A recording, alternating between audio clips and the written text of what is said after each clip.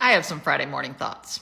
I just started Heart of Invictus, which is the new documentary about Prince Harry's charity, which follows 6 people preparing to compete in the 2022 games. They are all veterans of war, suffering from both invisible and visible injuries.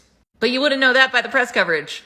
There is the predictable sense of entitlement, victimhood, making it about himself. Ironically, the media is actually making the documentary about Prince Harry when the documentary is not about Prince Harry. Like, you're doing the thing that you're complaining about. And there is a reason I want to talk about these articles. And it's because it makes me think of Princess Diana. This is basically an article about a column written by Jan, which, if you follow my Sunday Snark, I talk about Jan a lot. And honestly, I wonder how Jan sleeps at night after writing things like this. Yet it takes a special kind of able-bodied person to bear witness to the limbless and the wounded, the double amps, the blind and the horribly maimed, and then talk about losing his mother at the age of 12.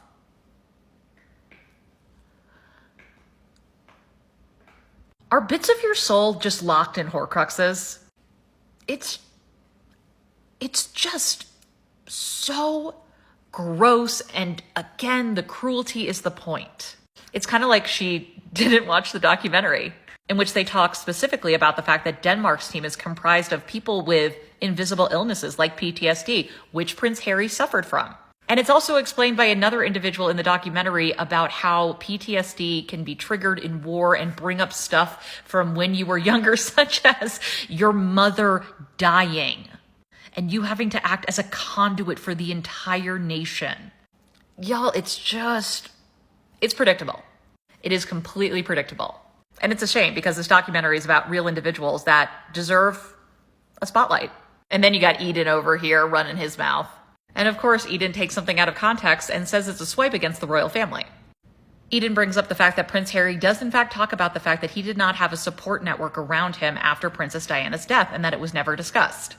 And that's because it was never discussed. He literally was sent away to school weeks later and had to celebrate his birthday, and he's dealing with the fact that his mother has died. And he brings this up to talk about how there's a very real stigma around mental illness and getting help.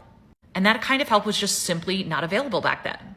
He doesn't say it with anger or malice. He says it as a matter-of-fact thing that he had to work through later in life.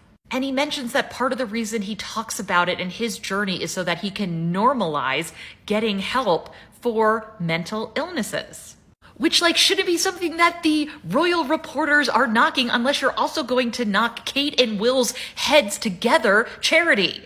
Make it make sense. You are literally proving the point about why mental health is still so difficult to talk about and seeking treatment is still so taboo. These kind of articles do not help. People share their stories as a way to relate. And maybe I'm particularly heated because I just spent months looking through the coverage of Princess Diana's last year, particularly when she went on an anti-landmine tour with the Red Cross to Angola, and the way that was covered. One paper talks about how this is a perfect photo op for Diana, as if that's the reason she is tenderly talking to a child who is a victim of landmines. And they literally talk about it like she's playing a part. Quote, "You've got to hand it to her in Angola. The lady played a blinder." Goes on to describe this as a performance, and that it was clear that someone from Diana's camp had been doing some serious and effective coaching. She is described as having done this for self-serving reasons, similar to what they're saying about Prince Harry and the Heart of Invictus games documentary. Di is blasted over mind ban call. Bad choice of words there. She is called ill-advised and unhelpful. One paper is like, her heart is in the right place, but opens up with whatever you think Diana's motivations are. But then goes into the fact that she would not have watched BBC's Heart of the Matter on this campaign if it was not for the presence of Princess Diana. And similar, I'm sure there are a lot of people watching the Heart of Invictus because they want to get a glimpse of Prince Harry and Meghan. But Prince Harry is not the focus of this documentary.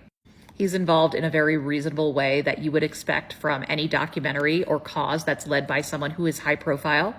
I can't think of examples off the top of my head, but I'm sure there are documentaries similar to this where there is a famous person involved and they do show up and they do help move the story along. And it reminds me of something a friend of mine said that watched it early. Someone who is not into the British royal family, this is not her beat. But she is very well versed in media and storytelling. And what she said was, in a different situation with a different person, this could have been very self-serving. This could have gone in that direction, but it doesn't at all. And it's amazing. And that's not to say that like under a different director or whatnot, Prince Harry would have taken that direction. That is not what I'm saying. What I'm saying is Prince Harry and the team behind this documentary does exactly what you hope they'll do, and does it beautifully. And it also kind of throws in the face of everyone making the argument that Prince Harry and Meghan can't make money unless it's on their personal story, which I'm not saying that it is, but I'm just saying that argument has been made. This documentary proves the opposite. Because once you get into it, you're not focused on Prince Harry, you're focused on these individuals. You're focused on this journey for each of them. If anything, The Heart of Invictus gives a really positive view of what future projects could look like for the Sussexes. I mean, more documentaries like this and the one that they did in conjunction with the Mandela Foundation, this is great stuff. And I think part of the reason to paint this documentary in a negative light, besides the fact that that's what sells and makes the money, is so they can continue to say that this is yet another example of the Sussexes making a project all about them. Can they do anything on their own that's not about them? Well, this documentary is certainly not about Meghan. And it only involves Prince Harry because he served, he knows what it's like to be a soldier, and he founded the games. Anyway, I'm going to go finish the rest today, but if you haven't started it, I really recommend it. It is so powerful and so well done. There is also a side plot that becomes a bigger story, which is fascinating and horrifying to watch at the same time.